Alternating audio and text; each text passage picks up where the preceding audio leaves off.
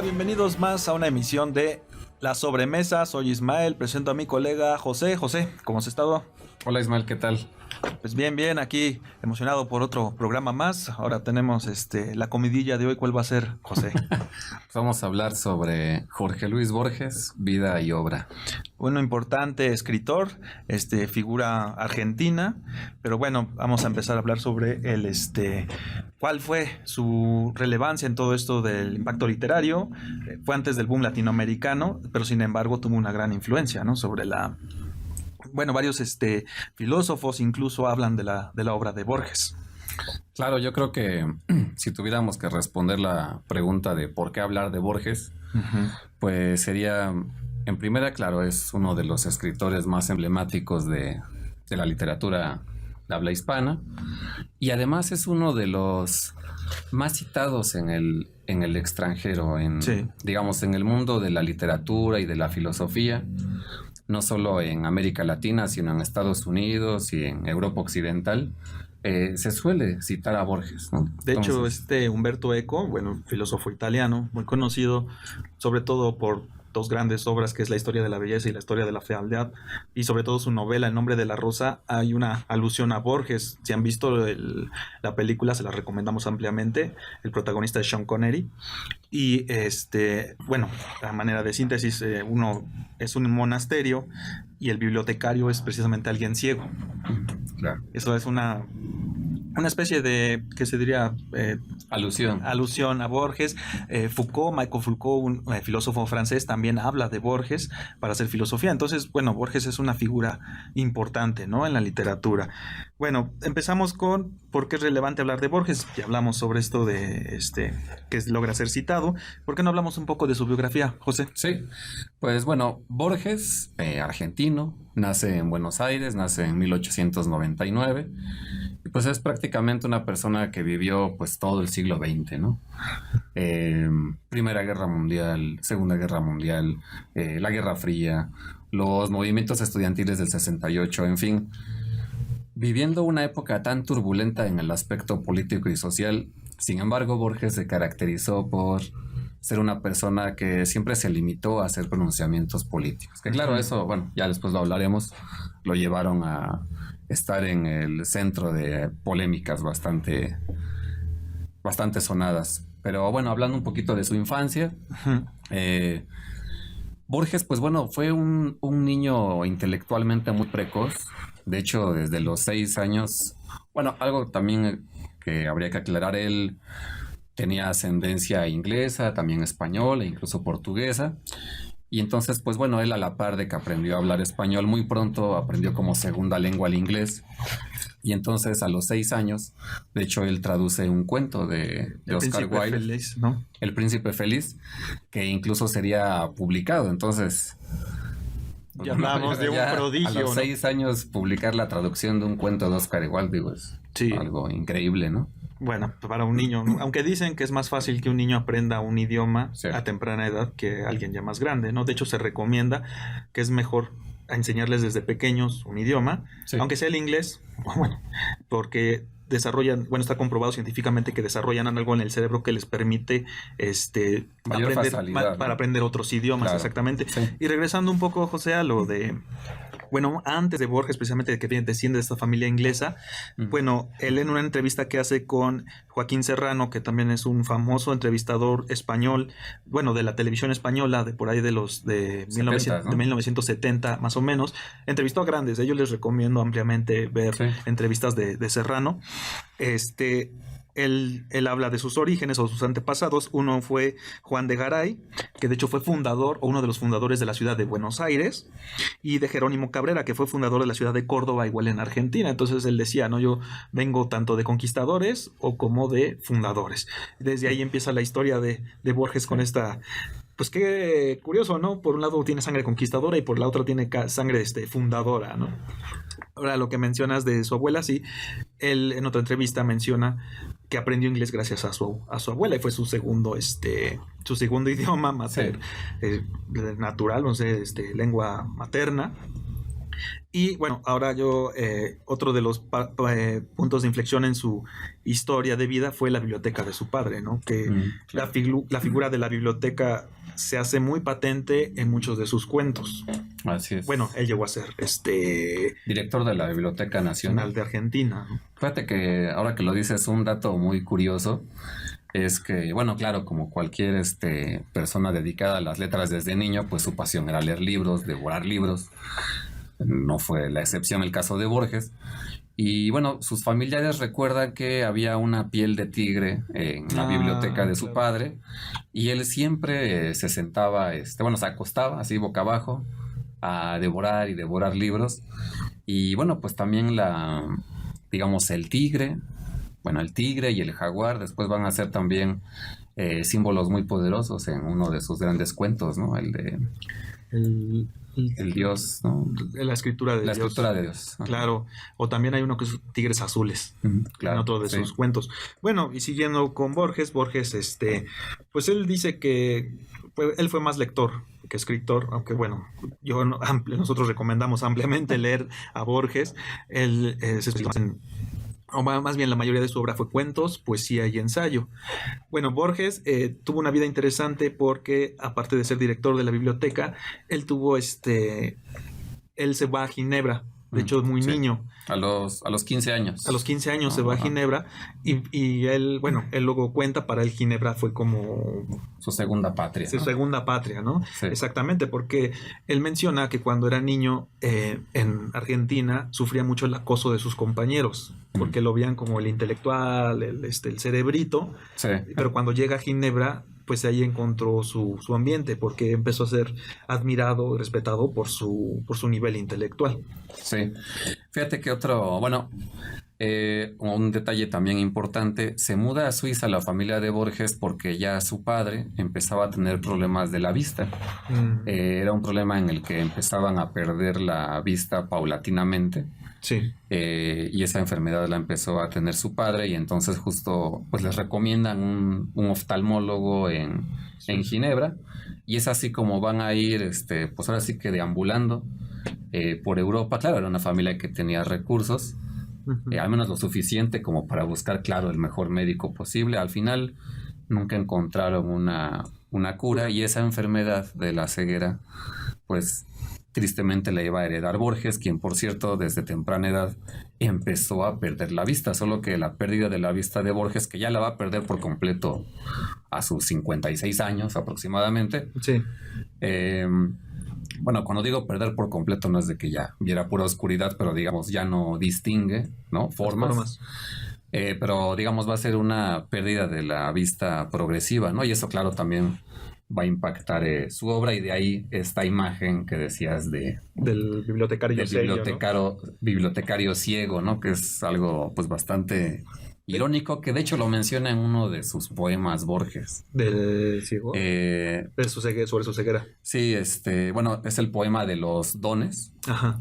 Donde, bueno, voy a leer un pequeño fragmento refiriéndose a Dios. Dice: Dios, con magnífica ironía, me dio a la vez los libros y la noche, ¿no? Maravilloso. Otro sello de Borges, ¿no? Ver con ironía la vida, pero es una ironía, digamos, que a diferencia de, yo diría, la gran mayoría de los escritores del siglo XX, que suelen verlo como algo pues muy existencial, con angustia, hasta un poco depresivo. El caso de Borges no, él ve estas tragedias siempre como de un lado, pues no voy a decir cómico, pero no se como muy sencillo, ¿no? No se deja amedrentar, ¿no? Claro, sí. Porque, bueno, cuando se queda ciego, pues preguntan, ¿y ahora qué va a hacer, no? Pues ahí entra la figura de su mamá, que la figura de su mamá fue muy importante, porque ella le leía a Borges, le leía los libros, que ya después fueron sus esposas. La figura de su mamá es interesante porque en algunos hay quienes piensan que fue una madre opresiva, una madre que no lo soltaba, ¿no? Sí. Ahí Borges llegó a desmentirlo. Él decía que no, más bien ella fue un gran apoyo y fue una señora muy longeva, creo que 99 años falleció. Llegó hasta los 99 años, ¿no? Y Borges ya después tuvo tuvo una esposa, después tuvo otra y finalmente se quedó con esta Kodama. María Kodama. María Kodama, que igual, ¿no? Le leía y le ayudaba con los escritos de sus obras, ¿no? Sus textos. Claro, es que es increíble, ¿no? Nada más es ponerse a pensar, digo, para cualquier persona perder la vista debe ser terrible, ¿no? Y peor si eres escritor. ¿Cómo le haces para leer y seguir escribiendo? Pues bueno, hasta encontró él, y es impresionante que prácticamente la mitad de su carrera intelectual La hizo ciego. la hizo ciego. Wow, sorprendente, claro. Bueno, vamos a un corte y regresamos discutiendo sobre Borges.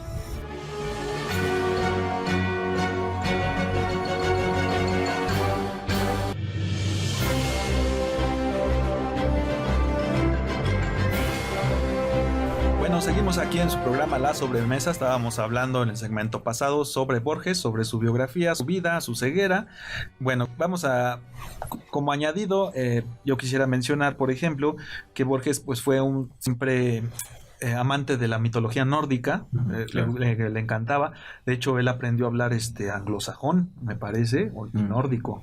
Y también, una de sus anécdotas es que también él aprendió por sí solo a hablar alemán. Ah, claro, sí. Él menciona, pueden ver en varias entrevistas, que agarró un diccionario y creo que es Los Cantares, me parece que era un libro que tenía ahí, y él con diccionario y con el texto aprendió a hablar alemán. O sea, también estamos hablando de un autodidacta increíble, Borges.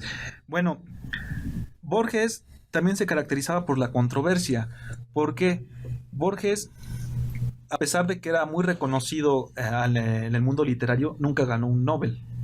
Cierto. ¿Qué nos puedes decir, José? Bueno, esa creo que fue alrededor de 30 años que estuvo como en la terna, por así decirlo, para ganar el Nobel de Literatura, y nunca fue elegido. Y siempre se dijo que fue por temas políticos, y es ahí donde realmente entró en polémica Borges. Una de sus primeras polémicas, por ejemplo, o controversias más bien, fue con Ernesto Sábato. Bueno, primero habría que decir que en el 46, cuando llega Perón al poder en Argentina, Claro. Borges pues se opone a Perón, y bueno, ya de hecho desde antes de que subiera al poder ya él había manifestado pues estar en contra. Curiosamente, Borges, a pesar de ser un escritor que pues siempre trató de evadir las posturas políticas, digamos, aquí sería el opuesto a, no sé, un intelectual como Jean-Paul Sartre, Que él tenía que una él postura sí era totalmente de izquierda. totalmente, y además una postura política frontal, ¿no? Y en todas sus obras y en todos sus actos públicos, en sus clases, siempre había de frente, digamos, su postura política y la defensa a ultranza de esta, ¿no? En el caso de Borges sería a lo mejor un poco irse más hacia la idea del arte por el arte, ¿no? Pero a pesar de eso, claro, nunca, pues siempre hay acontecimientos políticos de los que uno no puede huir, y con mayor razón si ya eres una figura pública, Claro. y más en el ámbito intelectual. Entonces, en el caso de Borges, claro, como él se sabía que pues se oponía a Perón, pues bueno, llega Perón al poder y entonces lo quita. Él tenía un puesto en la biblioteca, todavía no era director de la Biblioteca Nacional, pero tenía un puesto como bibliotecario en la biblioteca municipal ahí en Buenos Aires. Y entonces se corre el rumor de que lo iban a quitar y lo iban a poner a algo así como inspector de gallinas, ¿no? Y cosas así. Era, pues claro, una forma humillante. No, y también en el fondo, bueno, ahora lo estaba pensando, un poco como decir, a ver, tú escritor eres inútil en términos, digamos, de muy pragmáticos. Entonces da lo mismo si estás de bibliotecario, así eres inspector de gallinas. De gallinas, ¿no? Entonces, pues claro, la verdad es que si uno se pone en los zapatos de Borges, pues evidentemente iba a renunciar, ¿no? Claro. No, y además creo que a su hermana y a su mamá estuvieron en la cárcel, ¿no? Estuvieron en la cárcel, precisamente fueron perseguidas por... Que a lo mejor valdría decir que Borges, él se mencionaba como anarquista, pero como un anarquista silencioso. Bueno, porque su carácter, él siempre se dijo que era muy tímido. Por eso no le gustaba las conferencias, no le gustaba dar clases, me parece por lo mismo, porque era muy tímido. Ya por la ceguera tuvo que romper. Curiosamente, cuando se vuelve ciego ya aparece más en público o empieza a dar clases o conferencias, pero él siempre se mencionó como un un anarquista, pacifista, ¿no? Porque heredado de su papá. Su papá era abogado, pero también él era anarquista. Ahora, lo que mencionas de la dictadura de Perón, nada más por un poco de historia. Sí, claro. Las dictaduras de ese tiempo sudamericanas estaban auspiciadas por el gobierno de Estados Unidos. Entonces, Perón vino a liberar, por así decirlo, de esa invasión norteamericana de Estados Unidos precisamente, y viene a liberarlos todos. Y Perón está apoyado por obreros sobre todo.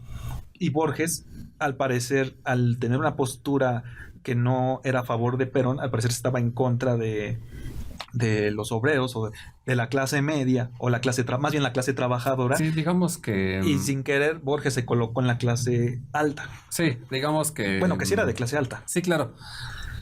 Yo lo pondría de esta forma.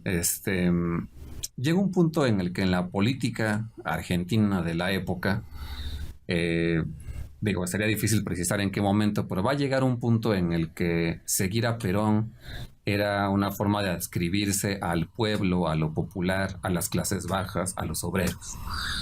Y estar en contra de Perón era adscribirse a lo elitista, ultraintelectual, pero en el peor sentido del término, ¿no? Y entonces, pues Borges como que no pudo escapar de esa dicotomía. Claro, es una dicotomía absurda, pero no pudo escapar de esa, y entonces, pues claro, también se ganó la animadversión pues de todos los peronistas, que pues en la época pues no eran pocos, tanto en el mundo intelectual como en el no intelectual. Cuando cae, en su primer gobierno Perón, de los 50s, cae por un gobierno golpista y Borges celebra ese gobierno golpista. Y es ahí donde entra en conflicto con Ernesto Sábato. De hecho, hasta se van a dejar de hablar. Ernesto Sábato, otro escritor argentino muy importante.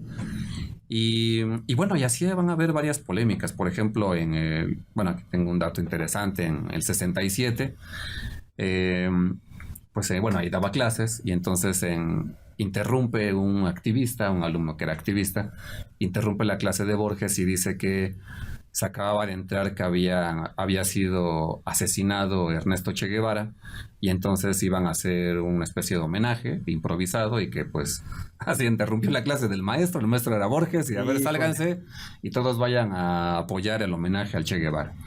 Y entonces Borges, ¿qué fue lo que dijo? Pues no, ese homenaje puede esperar, mi clase es mi clase, ¿no? Entonces... Bueno, es que en estos tiempos yo diría que eso fue una ignominia de interrumpir la clase del maestro. Pero bueno, mejor no digo. Porque... Había ese tipo de gestos, digamos que Borges nunca se cuadró, ante ese tipo de gestos políticos, y eso lo hizo adscribirse muchas veces hacia una postura política conservadora. También en algún momento él va a decir que era conservador, y claro, pues en los 60s, pues decir ser conservador, pues se iba a echarse en contra, pues. Y era como no sé si sea correcto decir, como la moda del tiempo, ¿no? O sea, decirte que eras de los buenos era como ser revolucionario, ser de izquierda. Exactamente. Y ser de la derecha, ser conservador, ser el rico explotador, era como malo. Nunca hubo como un término medio. Sí, si es que se podría era decir. Muy difícil como salir de esa dicotomía, exactamente, ¿no? Era una visión muy maquineísta, ¿no? De las cosas. Y Borges, pues simplemente no apoyaba a Perón, no apoyaba las dictaduras. Y en sus palabras, que dice con Joaquín Serrano, dice: las dictaduras fomentan la opresión, fomentan el servilismo, fomentan la crueldad, pero más abominable es el hecho de que fomentan la idiotez. Sí. Yo creo que a lo mejor, a lo mejor es una interpretación muy aventurada de que él pensaba que eso de como adorar a Perón nada más porque sí, pues no llevaba a ningún lado, ¿no? Claro, lo curioso es que, digamos, ya pasado el tiempo, si se habla de una dictadura y que él nunca se adscribió a la dictadura, eso hablaría bien de Borges, ¿no? Pero claro, en el momento, pues mucha gente no veía a Pinochet con ese adjetivo. Pero no. Peyorativo de dictador, ¿no? Y volviendo, nos distrajimos bastante, pero algo muy interesante. Volviendo a lo del premio Nobel, digamos, entre todas estas polémicas a raíz de ya sea por adscribirse a algo conservador o simplemente no adscribirse a algo que políticamente era visto como lo natural para un intelectual. Ándale. Es ahí donde Borges también entra en otro problema. Es invitado por el gobierno de Pinochet, el dictador chileno, para recibir un doctorado honoris causa Y bueno, él está tentado a recibir ya para esos entonces, para los 70s, ya había sido nominado para el Premio Nobel de Literatura ya en varios años. Y entonces, bueno, se dice que recibe una llamada de, pues, precisamente de Suecia, donde se da el Premio Nobel. Y pues básicamente le dicen que si él aceptaba la invitación a recibir el doctorado honoris causa durante la dictadura de Pinochet, que es así, realmente siempre fue censurada casi desde su inicio, pues que se olvidara del premio Nobel. Uh-huh. Y entonces se dice que Borges contestó, pues si esa es la condición para recibir el premio Nobel, entonces con mayor razón voy a Chile a recibir ese premio honoris causa. Casi así condenando de que lo estuvieran condicionando, ¿no? Le estuvieran amenazando. Exactamente. Eso es lo que él condenaba. Entonces ahí sí, pues sí defiende, digamos, pues su libertad de escritor. Su anarquismo. ¿No? Sí, claro. No, de hecho también otra de las controversias fue, por ejemplo, la Guerra de las Malvinas. ¿No? Claro. Estas islas cerca de la costa argentina, no están cerca. Sí, al sur. Al sur, ¿verdad? Al sur, ajá. Que eran una colonia inglesa que de hecho fue en la guerra y la perdió el ejército argentino, y Borges celebra la derrota del ejército argentino. ¿Por qué? Porque él va a decir que si hubieran ganado, los militares hubieran perpetuado más el poder. Entonces, pero curiosamente, cuando pierden la Guerra de las Malvinas fue el fin de la dictadura argentina. Claro, y eso es, yo creo que, fíjate, ese ejemplo es muy relevante de por qué Borges entró en muchas polémicas en su época. Digamos que tenía razón de que, digamos, es como tratar de encontrar siempre el lado bueno de lo malo, ¿no? Claro. Y entonces él, al subrayar ese lado bueno, pues se le olvidó que en ese momento, pues el orgullo argentino estaba totalmente herido. Y entonces, pues en ese momento no había forma de decir eso, aunque tuviera. Claro, y bueno, quizá lo podremos comentar en otro programa sobre cómo esa necesidad de que por ser intelectual debes de tener cierta postura, ¿no? Debes de cumplir con cierto canon o cierta actitud tú como intelectual, y Borges simplemente, pues fue Borges, o sea, él dijo, no, es humano también, ¿no? Es humano, exactamente. Bueno, pues se nos acaba el tiempo. Gracias por acompañarnos hoy en la sobremesa. Gracias, José. También queremos agradecer a Atzal y Ever por apoyarnos, chicos. Y bueno, nos estaremos viendo en el siguiente programa. Hasta luego, José. Hasta luego a todos.